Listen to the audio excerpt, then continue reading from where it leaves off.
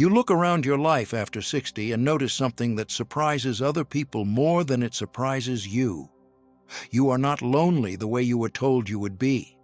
You are calm. You are steady. You are still whole. Now here is the strange question most people have never asked. What if the reason some senior women never have a man is not because they cannot attract one, but because they finally stopped paying the hidden price of being chosen? What if their singleness is not a failure of love, but a refusal to become someone's nurse, someone's wallet, or someone's emotional dumping ground? This is where the brutal truth begins. Dating after 60 is not just about chemistry, it is about cost. Your time is more precious. Your body needs more peace. Your nervous system no longer recovers the way it used to after endless stress, mixed signals, or emotional labor disguised as romance. Many women quietly admit something they never said out loud in their younger years. If I had known sooner, I would never have let him back. Not because every man is bad, but because too many relationships ask them to shrink, serve, and stay silent to keep the connection alive.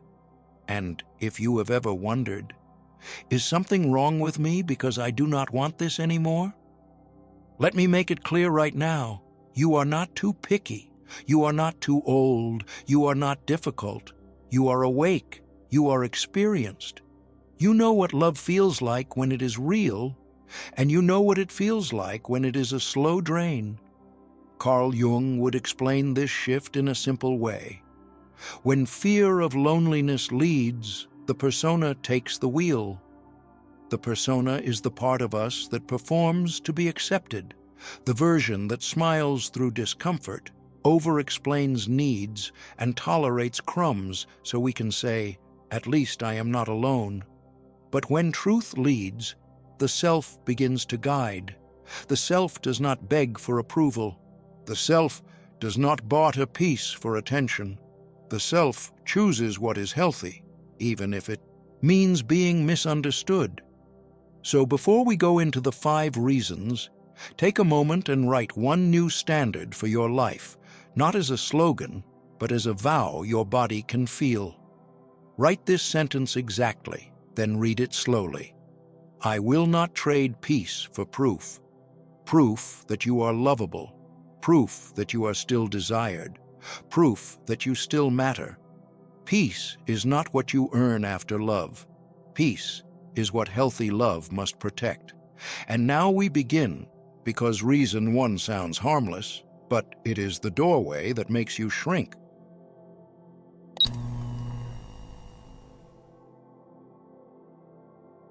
The word boyfriend can sound sweet, light, even playful, like it belongs to a younger chapter of life, but after 60, it often smuggles in a set of teenage rules that quietly shrink a woman's soul. The rules are rarely spoken out loud, they live in the air. Be pleasant, be easy, do not ask for too much, do not bring up the future too directly. Do not talk about money, health, aging, or the realities of what partnership actually means. Keep it fun. Keep it light. Keep yourself small enough to fit inside his comfort zone, even if your real life is no longer light at all. Margaret learned this the slow way, the way many women do, through tiny moments that seem harmless until they add up. He loved the sweetness of devotion, the warm meals, the steady companionship, the emotional loyalty. He loved having someone who cared. But the moment Margaret asked a simple adult question, "Where is this going?" he dodged it with a joke, changed the subject, or acted offended, as if her desire for clarity was a threat. And because she wanted peace, because she did not want to be seen as needy, she started editing herself. Not dramatically, quietly. She stopped talking about her deeper fears about aging. She stopped naming what she needed emotionally. She stopped mentioning the money worries that come with real life after 60. She stopped asking for structure because every time she did, she could feel him pull back. The relationship did not break in one loud fight. It thinned out through silence, through avoidance, through her gradual decision to carry her truth alone. This is where Jung's lens becomes painfully clear. This is persona management. The persona is the social mask we wear to be accepted, the version of us that performs low need so we can stay chosen. And the payment is not obvious at first, because you think you are being wise. You think you are being flexible. You think you are protecting the connection. But what you are really doing is paying with your truth. You trade depth for access. You trade clarity for crumbs. You become the agreeable woman instead of the whole woman. And the longer you do it, the more your inner life feels like it is living in a smaller room. You can recognize this pattern by how your body behaves around the label. When you are just his girlfriend, do you feel like you have to earn your place? Do you catch yourself rehearsing how to say something so he will not get uncomfortable? Do you hold back your needs the way you once held back your voice in rooms where you were not fully safe? This is not romance. This is self-censorship wearing perfume. So here is a simple check you can do today, quietly, without drama, without anyone else involved. Write down 3 things you have held back in love. 1 need, 1 boundary, and 1 fear. A need could be consistency, real plans, or emotional availability. A boundary could be how you want to be spoken to, how you handle money, or what you will not tolerate in your home. A fear could be fear of illness, fear of being financially burdened, fear of losing your freedom, or fear of ending up alone again. Then look at what you wrote and ask yourself one honest question.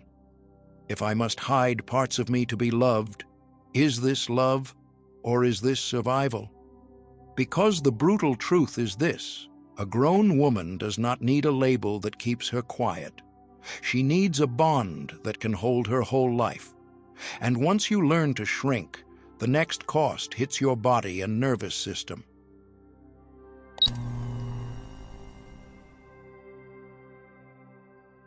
Your body will tell you the truth long before your mind is ready to admit it. After 60, energy is not cheap, and love that once felt romantic can quietly become a full-time emotional job with no paycheck, no gratitude, and no retirement plan. It starts the way many traps start, with something that sounds tender. I just need you. You're the only one I can talk to. I feel so alone at night. And at first, you feel chosen, needed, important. But then the calls begin to arrive at the same hours, the same heavy tone, the same endless loop. You pick up, and suddenly you are not a woman enjoying companionship. You are a late-night counselor, a crisis line, a calm voice hired by someone else's anxiety. Elena lived this. She would be settling into bed, finally letting the day soften when the phone buzzed. 1 message became 5. 1 call became an hour. He was not violent, not cruel, just lonely in a way that turned her into his oxygen. She listened, soothed, reassured, and reminded him of his value, and when she finally hung up, she would stare at the ceiling with her heart still awake. The next morning, she felt like she had been running all night, even though she never left her pillow. And the emotional labor is not just the phone calls, it is the mental load that follows you into the day. You start anticipating his needs like the weather. You watch your schedule and quietly build space around his moods. You delay your own plans because you sense his disappointment. You stop going to a class you love because he misses you when you are gone. You feel pressure to keep him stable because if he dips, you will be the one called to fix it.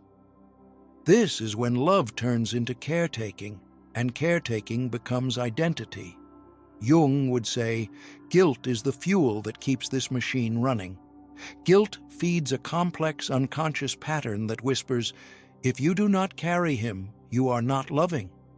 It is a powerful lie because it sounds like virtue, but it slowly trains you to confuse overgiving with devotion and devotion with worth. The turning point for Elena was not a dramatic breakup scene. It was a simple question that cracked her open because her body already knew the answer. After one of those calls, she did something different. She sat in the silence and asked herself, "Do I feel lighter or heavier?"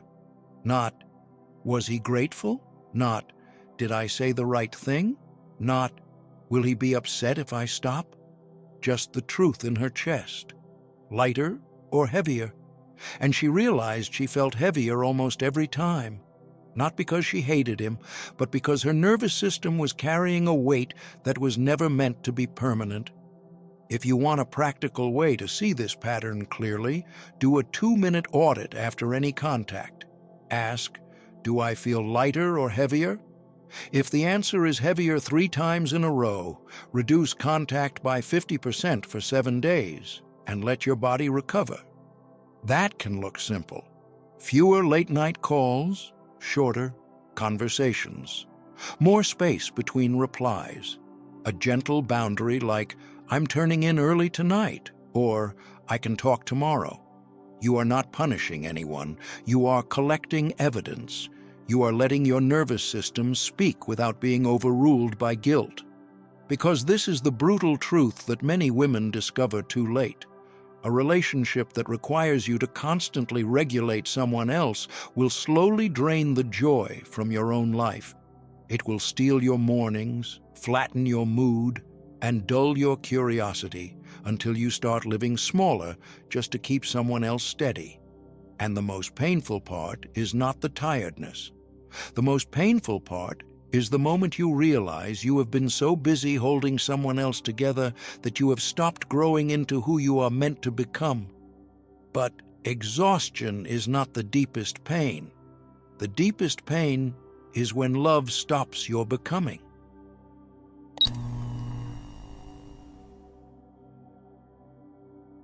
A woman's growth after 60 is one of the most misunderstood forms of power. It is not loud, it is not performative. It is the kind of power that comes from finally knowing who you are when you are no longer trying to please the room. Many women enter this season with a quiet hunger to live, to integrate, to heal, to learn, to travel, to try the things they postponed while raising children, managing households, caring for parents, or surviving marriages that demanded they shrink. It is like a second spring, not of youth, but of renewal. And this is exactly where some men get afraid. An emotionally mature man will feel inspired by your expansion. He will respect it. He will even celebrate it. But an emotionally immature man often experiences your growth as a threat, not because you are doing anything wrong, but because your becoming exposes his stagnation. He does not say, "I fear you will outgrow me." He says it in softer, more socially acceptable ways. "Why do you need that? Class? Do you really have to go on that trip? You're always reading those books now. You're changing. I miss the old you." Sometimes he frames it as concern, like he is protecting you, but the tone carries a quiet message. Stay familiar. Stay available. Stay at the level I can tolerate. And a woman who has spent years being agreeable may start editing herself again without even noticing. She stops talking about the new interest that lights her up because he looks bored. She skips the museum trip because he sighs and acts inconvenienced. She hesitates to travel with friends because he makes her feel guilty for leaving him alone. She puts down the book she loves because he jokes that she thinks she's too smart now. She stops sharing her dreams because he dismisses them as unrealistic. The tragedy is not that she gives up one activity. The tragedy is that she slowly freezes. She becomes a smaller version of herself, so the relationship can stay comfortable. You can see this in ordinary choices. A woman wants to join a weekly dance class or a painting group, something that makes her feel alive in her body again. He complains about the time, about the drive, and about dinner being later. A woman wants to take a short trip to see a national park, to breathe different air, to remember she has a world beyond routines. He says travel is a waste of money, or he pouts in a way that turns her excitement into anxiety. A woman wants to go back to school, start a small business, volunteer, or learn a language, and he responds with subtle skepticism that makes her doubt herself. None of these objections looks like abuse. They look like opinions, but repeated over time, they become a cage. Jung would call this the battle between individuation and the collective pull of the relationship. Individuation is the path back to the self, the inner center that wants truth, growth, and wholeness. But a fearful partner pulls you toward the smaller version he can manage, the version of you that stays predictable, low demand, and emotionally available. It is not love that asks you to shrink. It is fear. Fear that your growth will reveal that the bond is not built on mutual becoming, but on convenience. So here is a simple practice that protects your soul without starting a war. Make one growth appointment each week. 1. Choose an activity that feeds you and lock it in, as if it were a doctor's appointment for your spirit. A class, a walk group, a library talk, a volunteer shift, a day trip, a creative hour. Put it on the calendar. Treat it as real. Then, when you are challenged, do not debate your worthiness. Do not over-explain. Say one sentence, calmly. This matters to me. That sentence is not a threat. It is a declaration of self-respect. It lets you see who can stand beside your growth and who needs you to stay small so they feel safe. Because here is the hidden cost if you stop growing. It does not stay invisible. Life starts, sending the bill through money, time, and daily structure.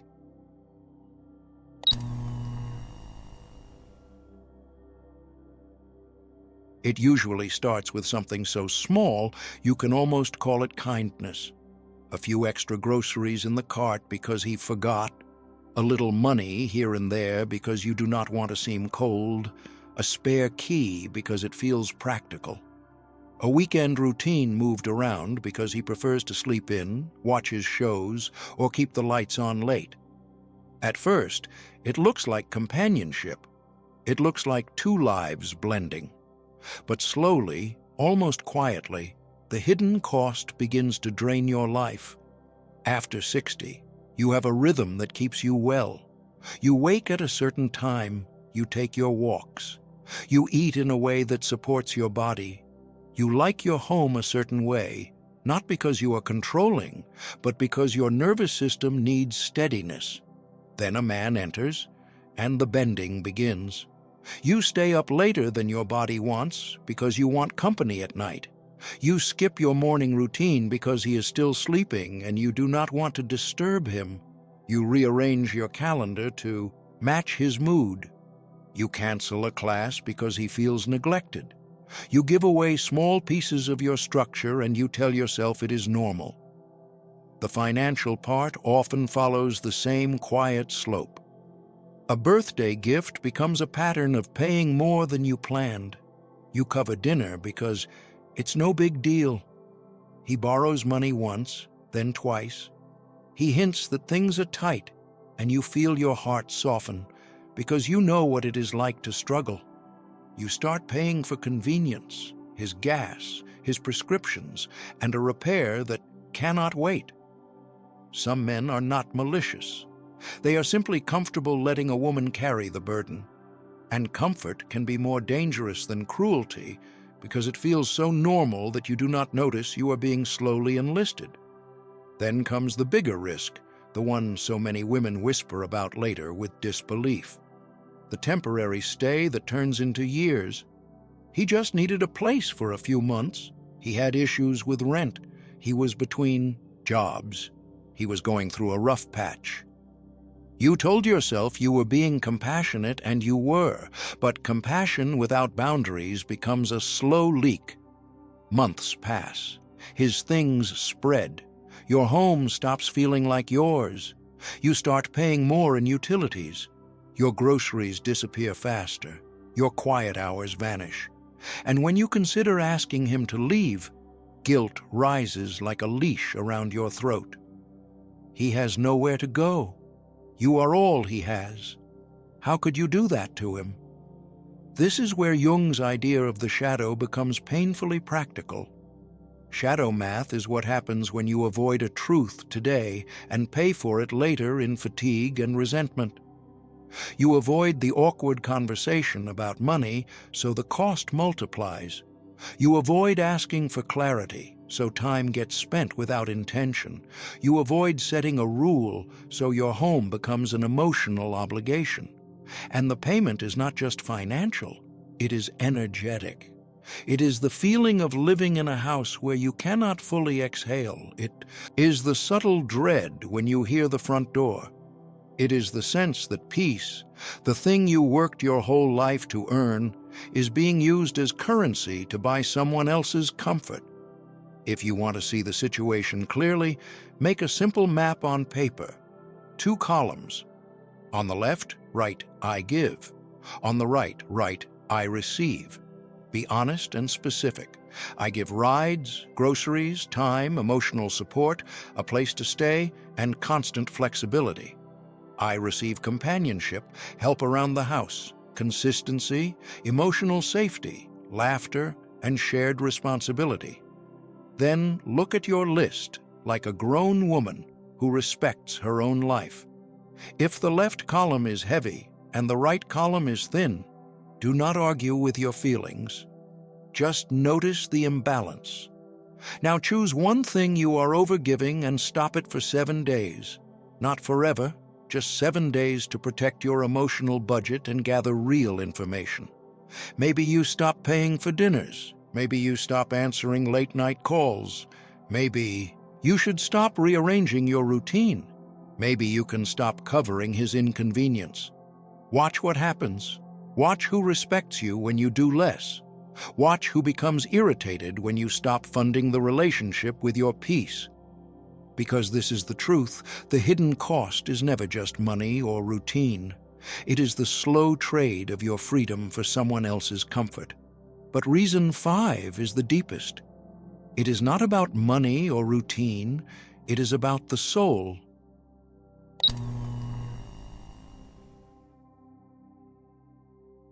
There is a kind of loneliness that does not come from being single. It comes from sitting next to someone who gives you only crumbs and watching yourself pretend it is a meal. This is the deepest trap many women fall into after 60, not because they are weak, but because they have been trained to fear abandonment more than they fear self-betrayal. Crumbs look like this. He calls when he wants company, but disappears when you need emotional steadiness. He shows up with charm and compliments, but avoids real commitment, real plans, real responsibility. He wants the comfort of your presence without the weight of being a true partner.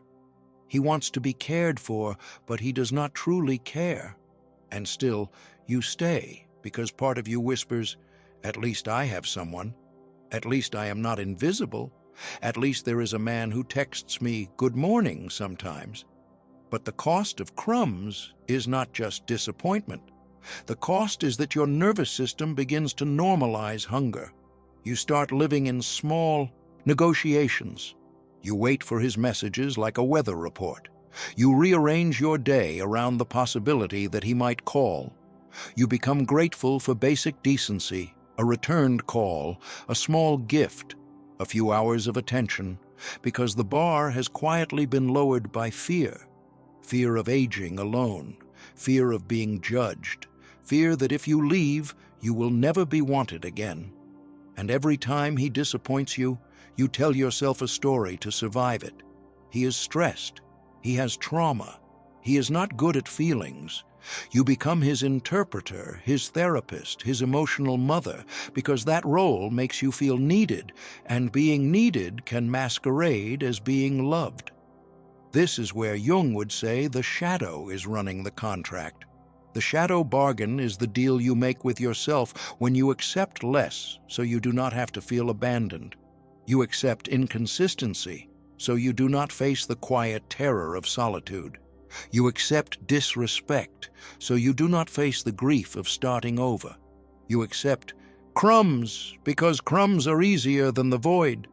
But the shadow always collects its payment. It collects it in your self-respect. It collects it in your sleep. It collects it in that heavy feeling you carry when you look at your life and realize you have been shrinking again. You can see this bargain clearly in the roles you start playing without permission.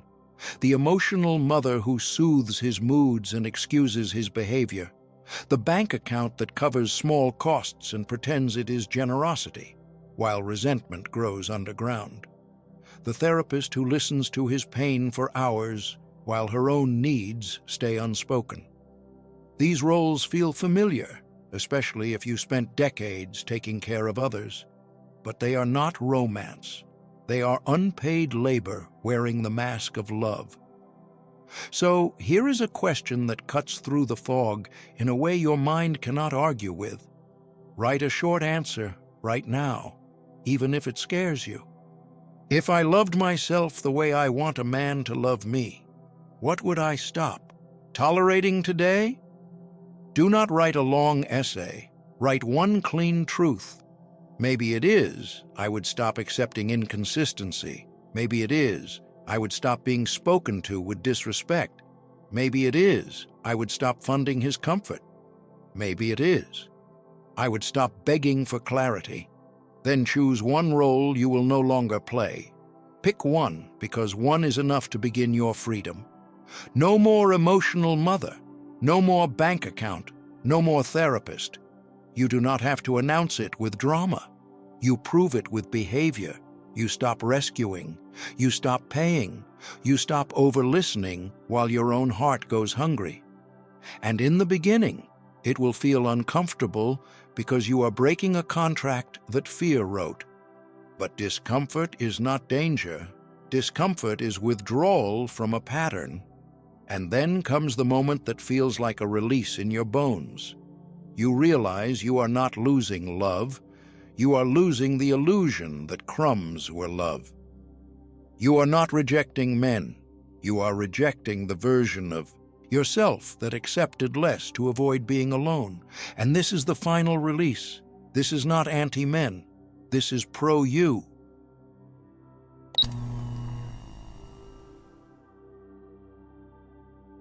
At the end of all 5 reasons, the point is not to convince you to give up on love. The point is to return love to its proper place. Love is not a rescue plan. Love is not proof that you are still valuable. Love is not a bandage for fear. The real question is not, should I have a boyfriend? The real question is, what kind of love is healthy for the woman I have become? Because after 60, you have earned something priceless. You have earned peace. You know what it costs when you abandon your rhythm, your boundaries, your truth. You know what it feels like to perform, to explain, to manage someone else's comfort so you can stay chosen. And Jung would say, this is where the self begins to lead, when you stop treating attention as nourishment and start treating truth as home. A peaceful, self-led life without romance is not failure. It is wisdom. It is the psyche finally refusing to replay old bargains. So here is a simple 7-day vow, not to punish yourself, not to harden your heart, but to protect your becoming. For the next 7 days, repeat these lines like a quiet promise to your nervous system. I do not over-explain to be understood. I do not shrink to be kept. I choose peace before attention. Then watch what changes. Watch how your body relaxes when you stop negotiating your worth. Watch how your mind clears when you stop chasing approval. Watch how your standards sharpen when you stop mistaking crumbs for care. This vow is not anti-men. It is anti-self-betrayal. It does not close your heart. It opens your life. Because a healthy relationship should expand you, not reduce you. It should protect your peace, not consume it. It should feel like a partnership, not a second job. And if a man cannot meet you there, the absence of a relationship is not a punishment. It is protection. Let any man be a bonus, not a lifeline. And if no one comes, you are still whole, worthy, and lovable. If this touched something sacred inside you, don't let it fade into silence. Like this video, subscribe, and turn on notifications. Your presence here is not just support, it's resonance. And if you feel moved to give back, your donation becomes a quiet but powerful gesture that helps keep this light alive for others still walking in the dark.